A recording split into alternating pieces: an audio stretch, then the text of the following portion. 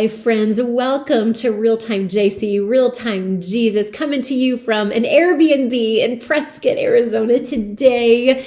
Welcome to all of you who are also joining for the very first time. Mondays, Wednesdays, and Fridays, I film these episodes immediately following my quiet time with Jesus.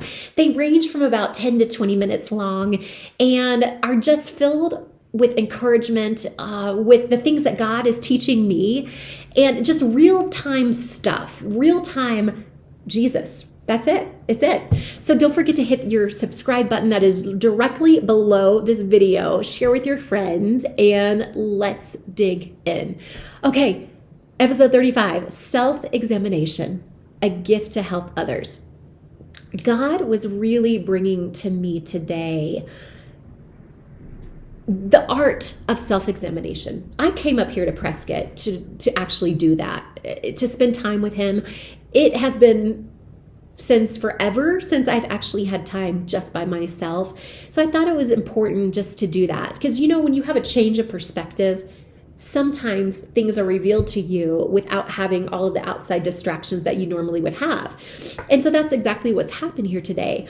Well, God brought me to Matthew 7, 1 through 5. So I'm going to read that to you today. Don't judge so that you won't be judged. For with whatever judgment you judge, you will be judged. It's a lot of judges. And with whatever measure you measure, it will be measured to you. Why do you see the speck that is in your brother's eye, but don't consider the beam that is in your own eye? Or how will you tell your brother, let me remove that speck from your eye, and behold, the beam is actually in your own eye? You hypocrite! First remove the beam out of your own eye, and then you can see clearly to remove the speck out of your brother's eye. Wow. This passage spoke to me in a way today that I don't think it ever has before. When I think of the word hypocrite, I think of, the example that Matthew gives us is the Pharisees back in that day and age that would walk around touting the theological things that were outwardly righteous. And then the inwardly righteous things were just thrown by the wayside. So they were doing all the right things in order to find in order to please people instead of God. And that, in essence, in a nutshell, that's what hypocrisy is. But what I didn't realize and what God showed me today is that as much as I love helping people and inspiring people and activating people into their purpose with God, I have to be careful, because am I asking you to believe in something that I struggle with myself? And that was like a boom moment. God impressed upon my spirit, Steph, you've got to self-examine, because if you're telling your viewers out there to focus on their future and how much hope you have in God and just trust that his plan is the perfect plan, and know that he has your best interest at heart, the best is yet to come, all of those things, and not actually believe that for yourself, you're being hypocritical. And that's not okay. That's not okay. That's sinful. And guys, I'm not saying that I don't believe that for myself. That's not it at all, because definitely God has taken me on this journey of healing and restoration, specifically this last year in 2023, where a lot of those things that I was carrying and not believing for myself were sloughed off. And I do feel confident in what my future is. But there are aspects of my future that I still feel anxious about. The aspects of sometimes feeling like provision. I'm a real estate agent. I was in ministry. I worked in a church in ministry in Surprise for a long time. And I recently resigned because God was opening the door and kicking me through. And I knew the time would come where I wouldn't be receiving that every other week paycheck, and that I would be walking into an unknown. I'm also a real estate agent. I have my license in Arizona. I almost have my license in Missouri, where I'm from originally too. And that can provide provision, but at the same time, it's like this, like this, the cycle is like this, where we get a closing and it's like, wow, yes, I've got income for this month, maybe for 2, maybe 3, and then nothing. And then I also am working on certification for being a health and life coach, a Christian life coach as well. And I know that God will provide for me in a sense in that way once that aspect of my business gets started too. But even throughout all of those things, God really convicted me today and was like, Steph, how much of that are you doing in your own strength and not my strength? How much of your future are you trusting to accomplish in just you as opposed to you and me together? And I was like, whoa, that is so powerful to think about. What he tells us in verse 3 through 5, why do you see the speck that is in your brother's eye, but don't consider the beam that is in your own eye? Or how will you tell your brothers, let me remove the speck from your eye, and behold, the beam is in your own eye? I mean, he's saying the same thing in a different way. What he's saying is we must see clearly, and what he was sharing with me today, we must see clearly in order to help others. The purpose of self-examination, another word for it would be self-judgment, is to prepare us to serve others. And I think what was so impactful about that was I had never really thought about it that way. You're going to hear my little pup in the background. She's a little scared about being here. Every sound, she's like, ruff. But going back, the purpose of self-examination is to prepare us to serve others. Wow. I had never really thought about it that way. That's powerful. When we don't examine ourselves, we're not only hurting ourselves, but we're also hurting those to whom we could actually be a help to those who we could actually minister to. The Pharisees themselves judged and criticized others to make themselves look good. And it actually tells us that in Luke 18:9 through 14. But we as Christ followers should judge ourselves so that we can help others look good, not so that we can look good. There's a big difference between the two of that. So Jesus used the illustration of that symbol of the speck in the eye because it's one of the most sensitive spots of the human body. So like picture this man with a 2x4 literally stuck in his eye trying to remove a speck of dust from another man's eye. Now, I think we all have experienced we are not supposed to judge the motives of someone's heart. So I would say a person might have well intentions, but I don't know that for sure. It could not be good intentions, or it could be good intentions. But we all have experienced that person who comes to us and they would like to speak into us. And they are saying that, we need to work on this and this and this. And maybe we need to work on patience. Maybe we need to work on grace. Maybe we need to work on mercy. Maybe we need to work on not being so anxious or worried. And yet they themselves are all of those things. Like they are anxious, they are worried, they start their sentences with I'm concerned all the time, they aren't graceful, they aren't patient, they are quick to anger. Like you see what I'm saying? Like we all have experienced, I'm going to give them the benefit of the doubt, well-meaning people who like to speak into us when clearly they have stuff to work on. That is what God is talking about. We, you, me, let's not be those people that speak into others and yet clearly struggle with the same sins, if that makes sense. In Matthew 6:22 through 23, Jesus actually uses the illustration of the eye to teach us how to have a spiritual outlook on life. We must not pass judgment on other people's motives. And I know I just mentioned that before, but we really should examine like their actions and attitudes, but we cannot actually judge their motives. Only God can see their hearts. So no matter how assured you think you are about somebody's motives, it may be wrong. And that's why God is the only one who can do that, because he's literally the only one who can see inside of them.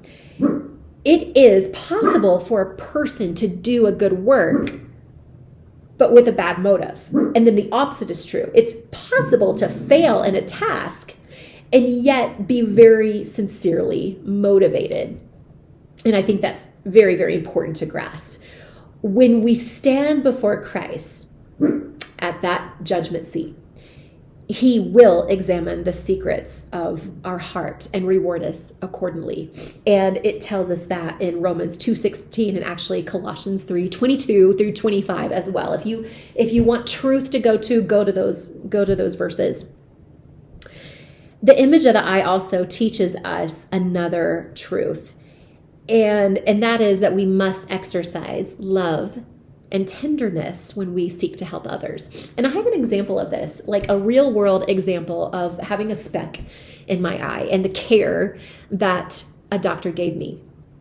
About 10 years ago, I was moving into a house in Branson, Missouri, and it needed a lot of updating. And one particular bathroom that was really outdated had wallpaper on the walls, and I think it had roosters with the wallpaper, and some of it was peeling off, but for the most part it was good wallpaper, so it was not coming off easily because I decided I was going to update it myself, which I do a lot, so that's not out of the norm, but I had never really taken wallpaper off, and it was a strenuous task, so much so that I didn't actually get it accomplished. So I went to Google to ask Google, what could I do outside of hiring an expert to come take the wallpaper off? And it said, oh, well, if the wallpaper is in good condition, then just prime over it and then texturize it and then paint over that. So I was like, awesome. Let's do that. That seems super simple. So I grabbed some oil-based primer and I started rolling the primer onto the wall. Well, at some point, a speck of that primer landed in my eye. I felt it right away, but with other painting jobs that I had done in the past, it just washes right out because the paint was water-based. This was oil-based, so it wasn't coming out. The next day, my eye was hurting so bad. It was aching and it was super, super red. It was so swollen.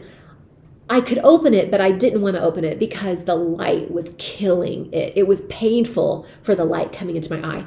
I recognized it as an emergency, and I went into an eye doctor right away that day.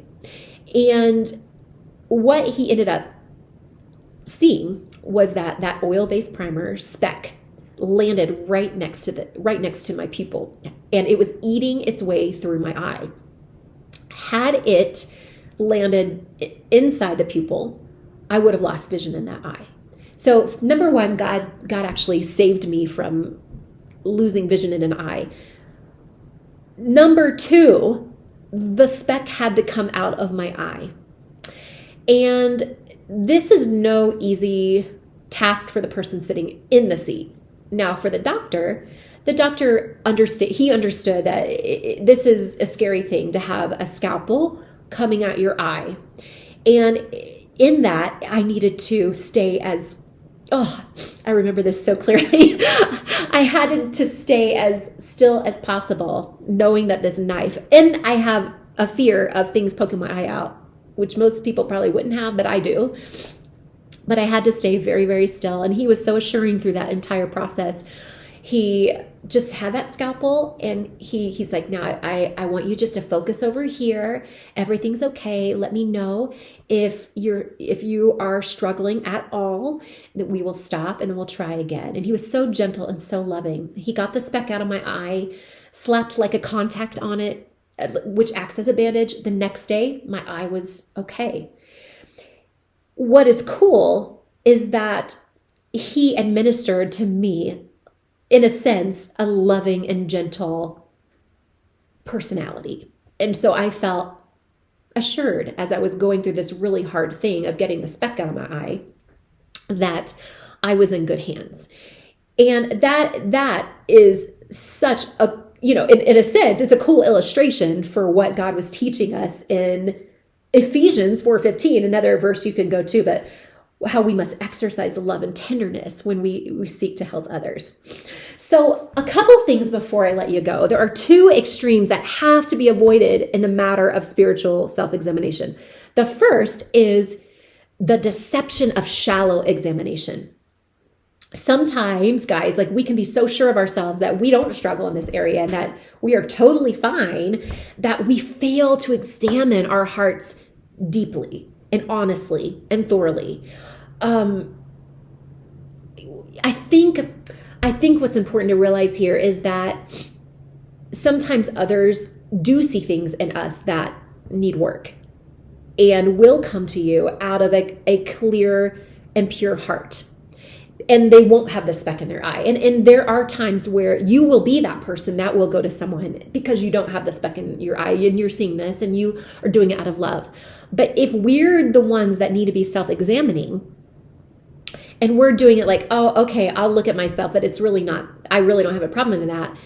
That's deception. And the enemy would want us to be shallow in that. The other extreme is going to be a perpetual autopsy in a sense, as what my commentary calls it today. And that's this. And I can tend to lean on this. Sometimes we can get so wrapped up in self-judging ourselves and judging ourselves, self-examination here, that we can become completely unbalanced the other way. So God doesn't want us to examine ourselves so that we become discouraged and defeated at all. Like, no. What we need to do, and what God revealed to me today, is look at our faith in Jesus. Look at the truth that God shares with us in his word. And that is, we bring something to him that we are truly and purely examining in ourselves. Something that we know that needs to come to him, that we need to surrender. And let him forgive us for that. That's why he came. That's like literally why he came to this earth, to take on those things that we are surrendering to him. And he restores us in that. Satan is an accuser. And that's something, remember that today. Like Satan is an accuser and he enjoys it when we accuse and condemn ourselves. So we examine ourselves deeply, thoughtfully. We give it to God, surrender it to God, and then be free of it. Just be free of it.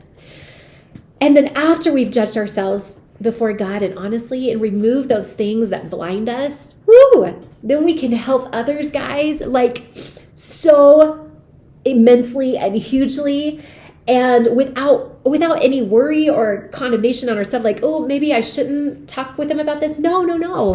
God, move forward boldly with truth and in love. When we are life-giving, as we are talking with somebody, God is right there with us. He's right there with them too. In fact, the cool thing is if we are giving our sins to God, he's forgiven us of our sins. He is going to give you those situations and opportunities to speak into people's lives. And you will be a catalyst, in a sense, a voice of speaking truth and hope and encouragement. So I encourage you today, Revelations 3:18-19 says, purchase eye salve, balm maybe, to be placed over your eyes so that you can truly see all those I dearly love, I unmask and train. So repent and be eager to pursue what is right. So I leave you with that today. Take that healing eye balm to love the people, love his people, and watch what he does as you speak his words and see them with his eyes. Love you guys. Don't forget to subscribe, and I'll see you next time. Bye-bye.